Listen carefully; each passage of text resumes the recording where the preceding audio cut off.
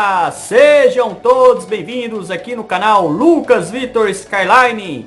Eu sou o Lucas Vitor e é sempre muito bom ter vocês aqui conosco. Vou pedir, caso você ainda não seja inscrito no nosso canal, para se inscrever e virar um turista também, curtir os nossos conteúdos, que são conteúdos maravilhosos. E se você já é um turista, já é daqui de casa, não deixe de deixar o seu joinha aí para o canal continuar crescendo.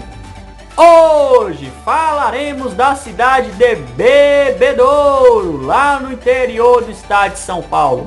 Fomos lá com o nosso drone, filmamos a cidade por cima, fizemos imagens aéreas exclusivas de Bebedouro. Então veja a seguir, Bebedouro! Bebedouro, população estimada em 2020 foi de 77.555 habitantes. O município de Bebedouro está localizado no estado de São Paulo, a 379 quilômetros da capital paulista. A sua economia gira em torno do comércio local, prestação de serviços e se destaca na agricultura, principalmente na área da citricultura. Agora que conhecemos um pouco mais de Bebedouro, vamos dar aquela decolada com o nosso drone sobre a cidade.